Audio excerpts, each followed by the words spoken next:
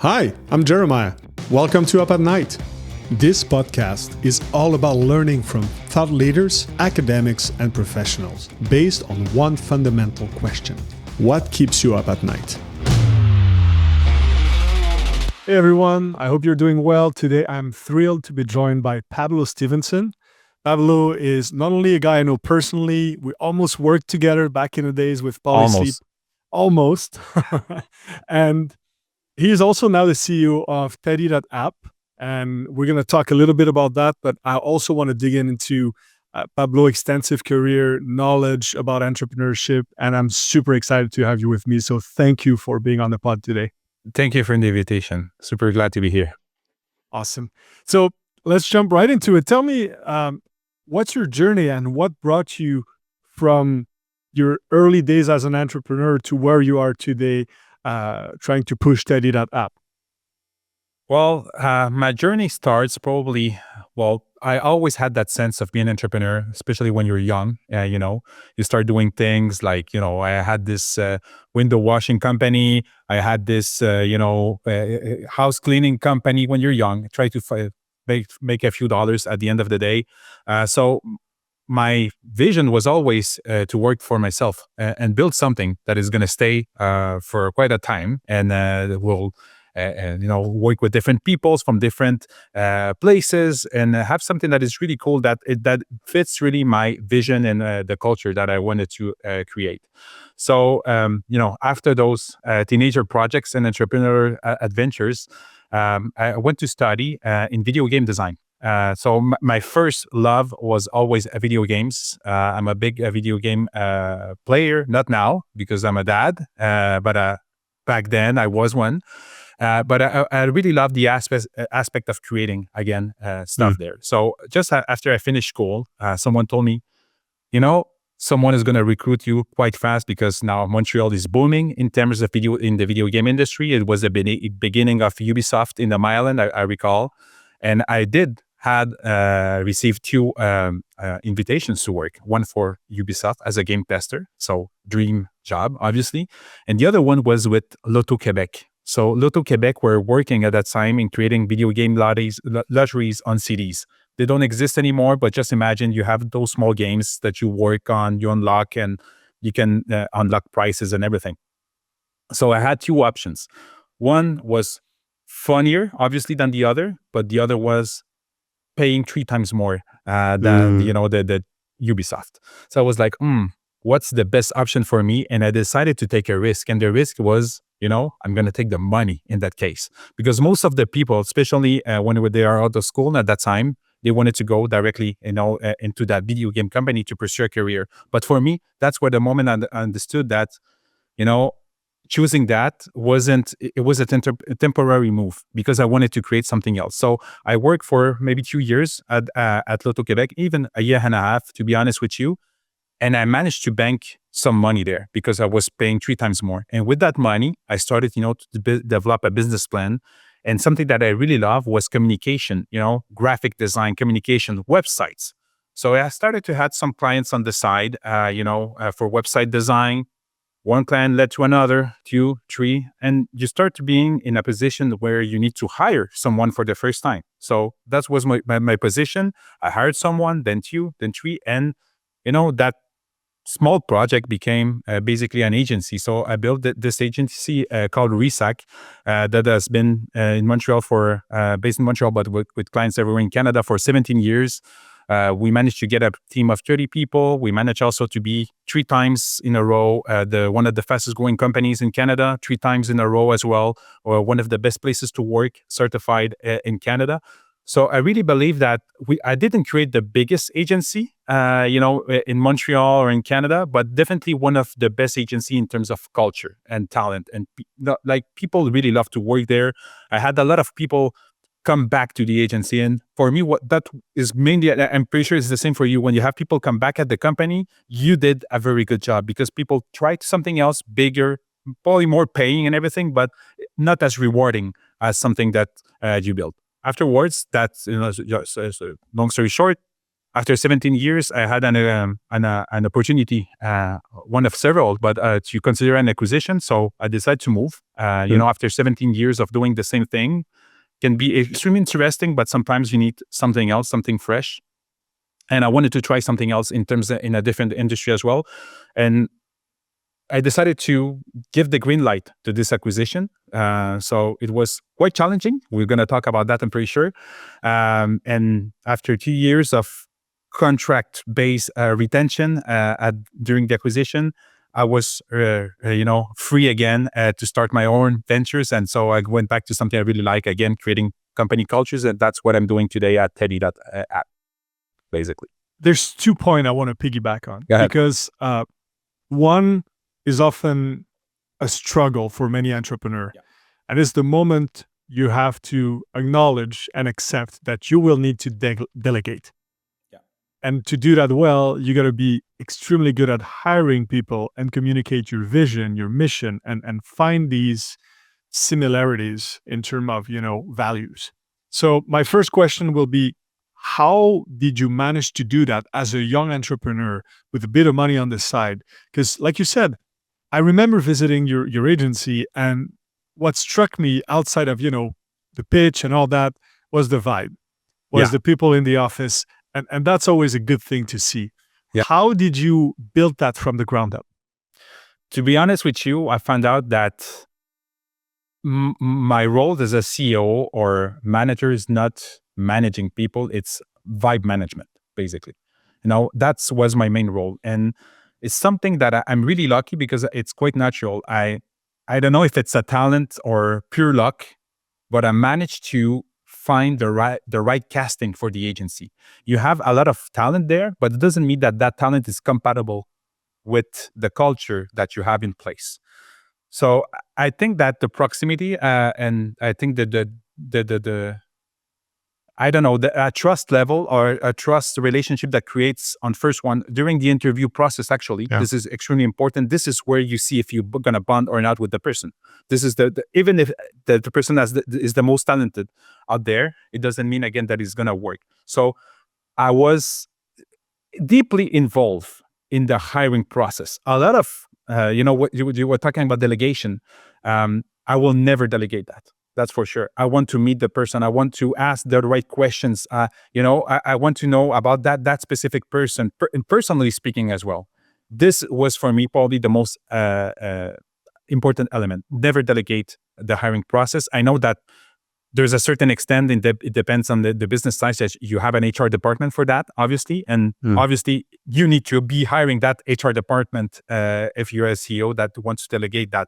But this is so much an intimate process and with a high risk of not getting it right. And it happened to me that I didn't get the right casting. But I will say that was probably the most successful element that I had at the business back then. And I agree with you. I think this can make or break a business. Totally. Totally. And when you don't have the right people next to you, it's just like a black hole of energy. Your energy is being synced out. You don't know what to do. It's hard because you're dealing with humans.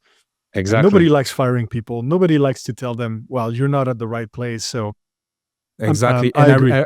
And I recall there was a time, because with Resac and my past agency, I managed to have the opportunity to create different venture businesses on the side. And that was something that was really motivating for me. And sometimes it was my own project, or sometimes I just included people in the agency to be part of that project. So it was like entrepreneurship, basically.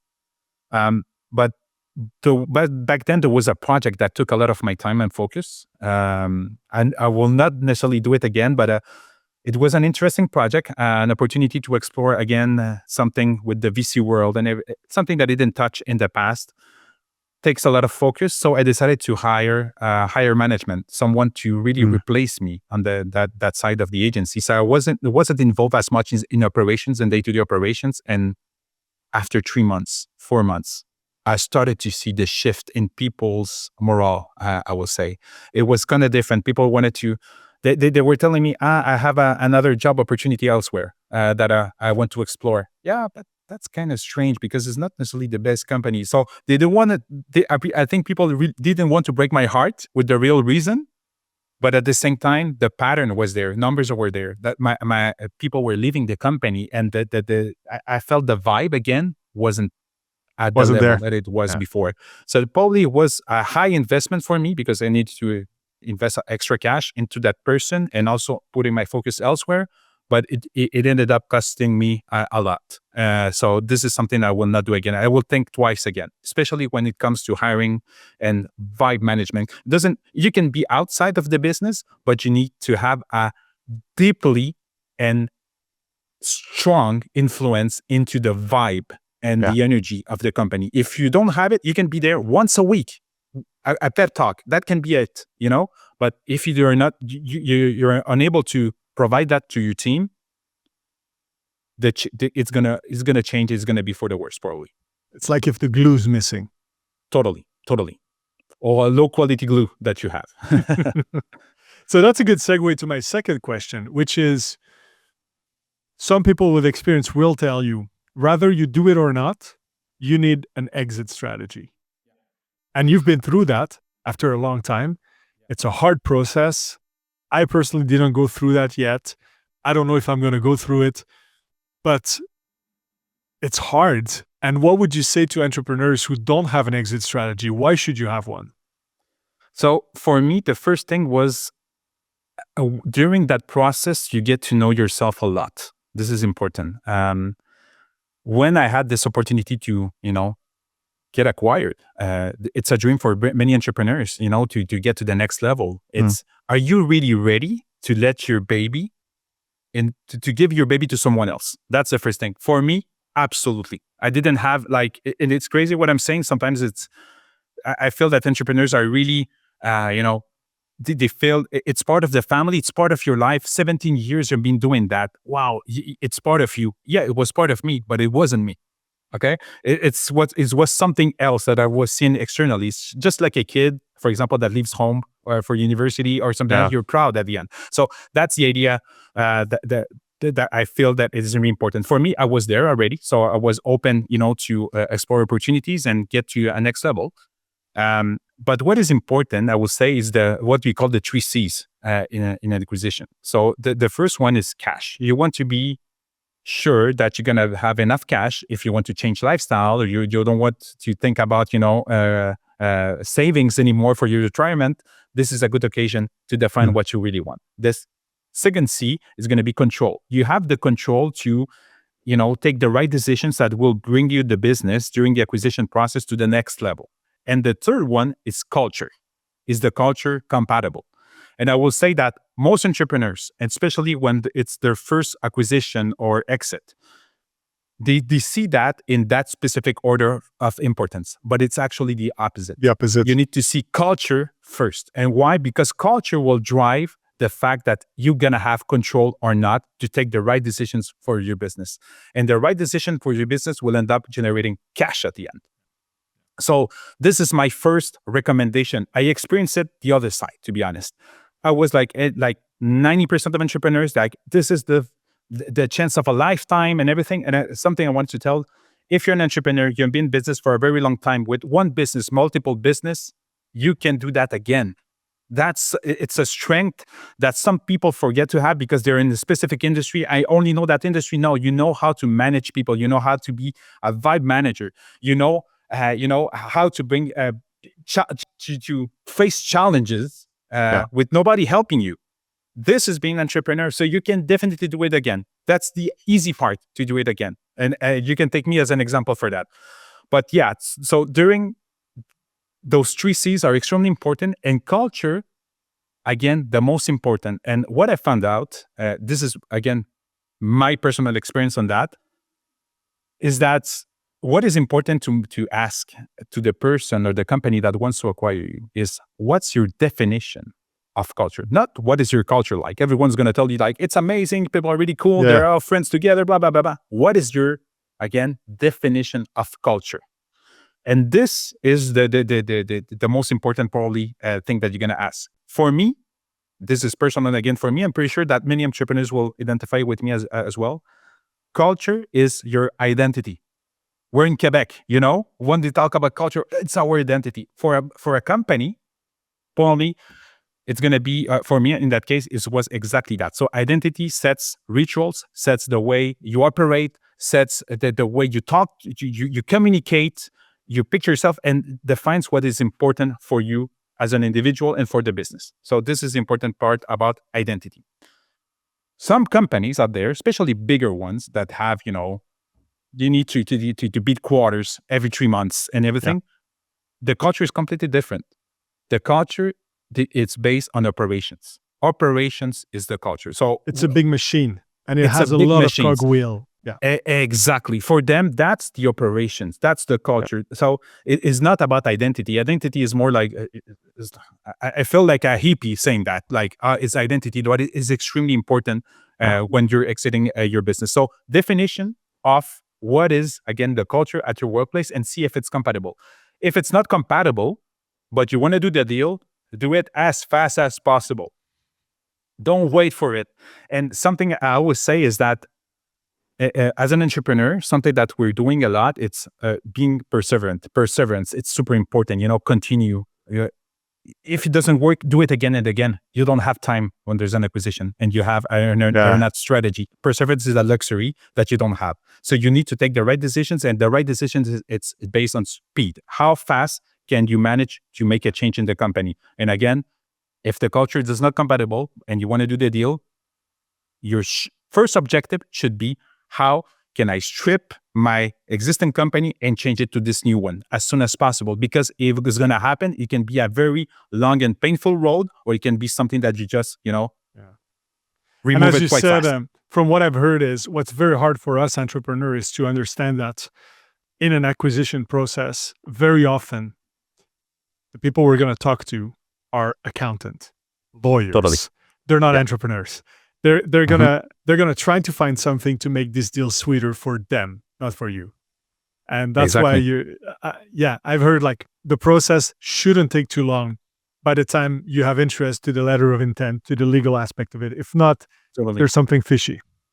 Exactly. If it needs to be easy. And first part of identifying the culture of the other company, it's seeing and observing how long does it take, how many people are involved. If there's only one or two people involved, it means that it's a very powerful management that takes decisions from the top and down. If there's too many people involved, it means that there's a lot of political aspects in the company. Do you want to deal with that on a daily basis? It's going to mean it means basically that things are going to be slow at that company, and slow again, it's against you.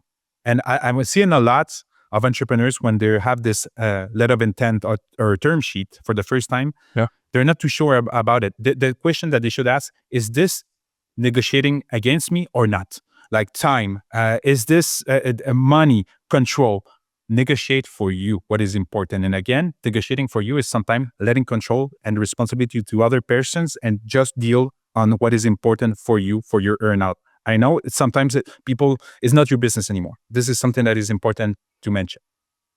I appreciate that. And I think a lot of people who are new entrepreneur needs to take these words as gold, because sooner or later, we're going to have to deal with it, whether we sell or not. But being aware and understanding how the process works, avoid a lot of stress and unnecessary stress if it or when it happens. So thank you for that. Thank you. Now I want to talk about success. Yeah. Because one thing that I realize is the definition of success, just like the definition of a culture, is so different from a person to another. I would like to know, what is your definition of success as an entrepreneur? Big questions, but I will say that as today and as it was before, my definition of success, was creating an environment that was financially viable, profitable, and at the same time, giving the best conditions possible to my people. So for success, for me, it's not just financials, it's not just happy people, it's both. So if you can have both at the same time, you have something quite excellent, and that you really need to focus on. So for me, for example, if I talk now for me is in a personal perspective, it's fulfillment. Am I fulfilled with the mission that I have on a daily basis? Of course, there's ups and downs. like in anything in business, but I'm always motivated. I managed to keep my vibe, to keep the fire. If you don't have the fire anymore, it doesn't work. Yeah. Needless to say that during the acquisition that there was for me, there was moments when the fire wasn't, that strong, and it made the process really painful and long. So you don't want to have that. Now, for me, since I'm in a position right now that is super motivating, and I have, I can have a vision and work with people that I really love working with. It changes everything. I mean, I have a lot of fire, so much fire that I can give fire to other people. Again, being the vibe manager, being contagious with that fire. So that for me, it's probably the most important element before cash, before anything that you can think of. Because again, as an entrepreneur, we always find a way to generate those dollars. We're all going to find a way, to be in the right place. That's what it's a belief that I have. I love that. I love this. Now, you started Teddy, that app, very different business than having an agency. Totally. But one thing I'm sure is something pretty common between every type of business is, how do you attract and keep top talent? Yeah. So how do you do that? Yeah. So first of all, we're a small team. A small team being we're 5 at the current moment. What is great is that on those 5 people, 3 are founding partners. So what happened is that when Teddy was created, and again, my luck or talent that I have, I found the right team, to put in place and work together. So the people that my co-founders are all people that used to work with me at the agency back then. So it was just amazing, I know already the talent, I have the trust factor, I know that it will work together. So you bring those people together and you create something new and quite, I would say disrupting, especially in terms of what we're doing in terms of employee benefits right now.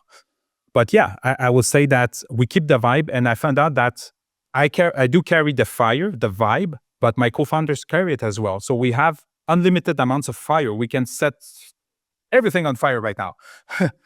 It's not the right timing to talk about that, but but what I'm expressing here is that, again, being contagious with that vibe will definitely have an impact on your culture, and the culture will definitely have an impact on your financial objectives and what you want to do at the end of the day.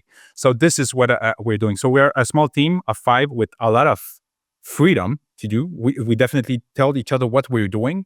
We work as a team, obviously, but I have the freedom to test something in the morning. If it doesn't work, I can just cancel it in the afternoon. I have that. I don't need to ask permission for anyone. And again, the biggest strength that we have is speed and agility. We are very fast. And for me, probably it's the most important element in your business acumen. It's to have that possibility of being extremely fast.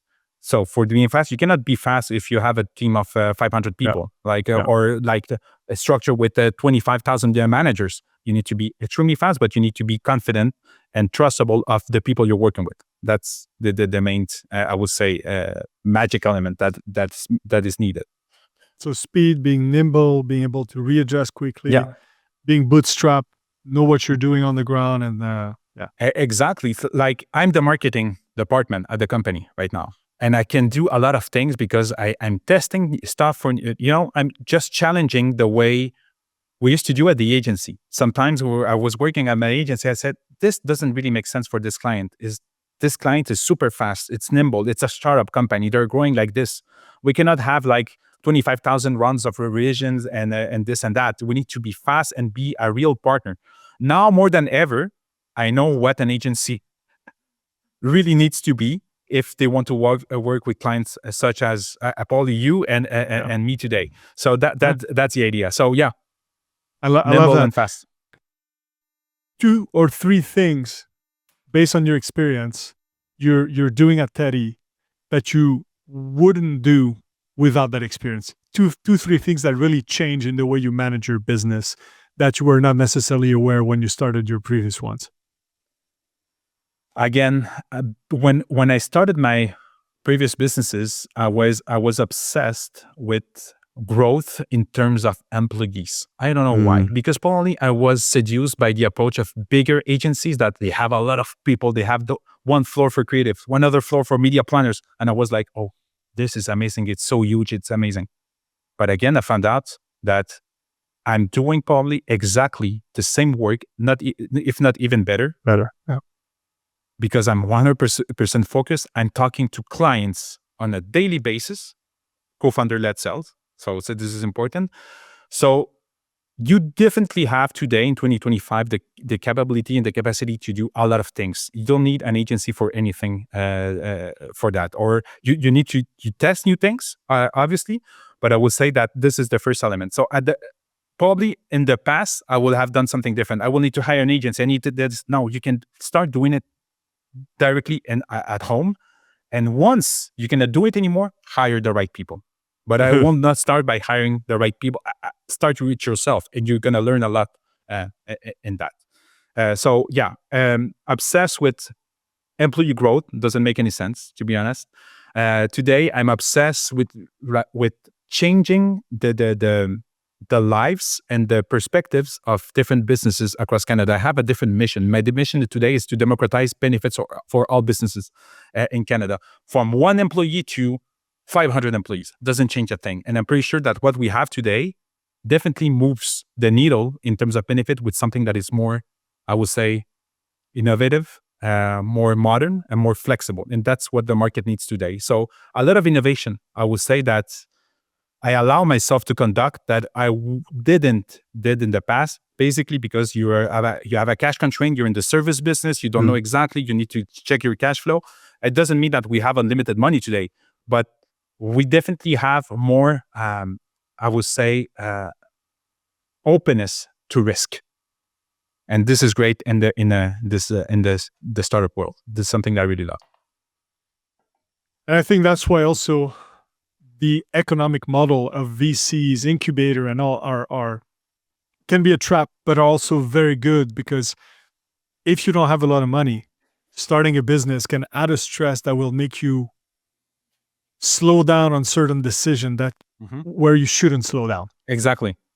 Stressing in the bad places. So I remember back then, I was always stressed about how much money you get into your bank account, how much you have, because you need to get to make payroll. And I'm pretty sure a lot of entrepreneurs are like, didn't sleep at night. And it happened to me like, oh shoot, this client didn't pay me late. There's a I don't know, something with Post Canada that didn't work today. So I didn't receive the check. How I'm gonna pay? So it doesn't mean that we don't have a financial stress anymore, but it's not a financial stress about paying my people. It's a financial stress about getting to the next level, getting to another revenue, to another bracket of revenue, which is, I find out to be a more interesting stress than a surviving stress. It's a growth stress more than a surviving business stress. Yeah. And I would encourage every people who start a business to try to find a good partner that could help on both ends. Yeah, add something to the business, but also, You asked me again what one of the tips. That's one of them, probably. When I run my business and all the ventures, I did it a lot of time. I was alone, so I had some partners, but not co-founders. I was the only founder of the company back then. So I had some partners from here and there, some more obviously influential than others. Beat, if you heard that, it's probably you. But I will say that I was alone for I was the one thinking about how much money we have on the account. Did we sign this client? Is this person living the company or not? Did we manage to do this or that? You think about that all day. Now that I have co-founders at Teddy, wow, it allows you to focus on so much other things very important. So I have a percentage of that responsibility, but not 100%. I know that someone can back me up for that. It can be a heavy burden. Yeah, it can be a heavy burden. So it definitely changes for me. So I started, with a very heavy baggage in terms of responsibilities and what's on my mind, again, at night. But now I feel that I have something that is way more manageable. And you sleep better, obviously. And if you sleep better, you do a better work. And you do a better work, you're more happy, and you get your objectives. Let's start with that. For me, for me, and to be honest, not because this is the Polysleep podcast, but I don't do yoga sessions. Sometimes I run. My number one thing is sleeping. I love sleeping. That's it. Like, for me, this is my motivator. keeping the energy level up is a necessity. Exactly. You know, having and it's funny, people take that for granted, but eating well, doing sports, Exactly. finding ways to get that stress out is very important, Yeah, I especially as agree an with you. entrepreneur. And I agree with you. I like you said, I like the analogy of saying that we think we're constrained to our past experience. You think, oh, I've only had agency, I'm stuck in the agency world. Oh, I've only done retail, I'm stuck in the retail world. But in reality, entrepreneurship is this crazy roller coaster ride, and there's a It lot is. of different roller coasters. Exactly. And what I find out, even in this industry now, I'm in the employee experience slash benefits industry. Mm. I'm a complete outlier from that industry. I'm not a broker. I don't work in a group insurance company. I don't know nothing about that. I'm extremely naive in the way that industry works. But this is why we're disrupting this industry at this Yeah. moment. So what I'm saying is that after a while in a specific industry, you become the industry. Yeah. And when you become the industry, you stop innovating. You're concentrating in processes and operations more than innovating. If you feel that you're at that place right now and you don't have the fire that you used to have, my recommendation is go disrupt something else in a different industry. You did it in that industry, now you became the industry, be something else. Absolutely. And this is something that we're doing. And probably after Teddy, maybe I will end up in another different industry. I don't know. I'm just motivated and highly curious about how things work. So That's awesome. Now, looking back at your journey, what would be the most unexpected challenge you faced? Because pretty early you realized that having the right people around you is important, all that. But what surprised you in a way where you're like, oh God, I didn't see this one coming? time is relative. Like Einstein said, time is relative. When you don't necessarily have that fire, sometimes time can be so long. It goes so slowly. Like, and this definitely, I found out there's a different concept of time. I realized that since day one, I did what I really love to do in terms of work. Okay. So, and since work is a big part of your life, it's probably the biggest part. If you remove sleeping, work, I mean, that's the big part, you know? It's everything for So, us. Yeah. exactly. It's huge. It's huge. And if you're not happy somewhere and you're not fulfilled, time is going to be very, very slow. And again, it's going to be a painful road. So for me, this is my first learning. Now I've been in Teddy since a year and a half. No, less than a year and a half, actually. 1 year and 4 months approximately. And it was like I just arrived yesterday. Times is so fast. Things happened every day. There's something new. I'm testing stuff where we're launching new features, launching this AI feature, working with a new client, open a new market. Things happen and you just realize that you can do a lot of things in a specific year, more than you can think of. Yeah. But again, it's all based on how times passes. Is it fast or slow? So again, if you feel, and that's another symptom that a lot of entrepreneurs have, oh, I have so much long days. Oh, wow, it's becoming overwhelming. When is the weekend coming up? It can happen, obviously, from time to time. But if something that happens regularly, it's probably a sign that you need to change for something else. And again, change. I recommend change. It's so fun. I love that. Thank you so much. So, Pablo, if everybody would like to get to know a bit more about Teddy, they can go on the website. I think Teddy.app, right? Yeah, Teddy.app. So again, if you guys need to change the way you tackle your perks, your benefits, and also support your culture inside the company, Teddy is definitely a good option for you guys. So we'll love to give you a demo. It's going to be me or one of my co-founders. So again, founder-led demos, but I'm pretty sure that you guys are going to love. We already have around 450 companies all over Canada on the platform, 10,000 employees already and growing. So congrats. It's fun and it's Canadian, which is amazing as well, especially in these times. So give it a shout. Again, contact me. I'm a one click away from the website. So LinkedIn, probably also Pablo Stevenson. Absolutely. You're active there. So Awesome. I would recommend everybody to who hear this podcast to get in touch with Pablo. Amazing entrepreneurs. Go check out Teddy, and thank you once again Thank you for very joining me much, this week. Jeremiah. Thank you, man. Have a good one. I love your Take care. questions. Bye. Thank you so much for being part of the Up at Night family. If you've liked what you heard today, don't forget to rate, follow, subscribe, or leave me a comment below. New episodes of Up at Night drop every week. Make sure you're subscribed so you don't miss a single episode. I'm Jeremiah Curvers. Until next time.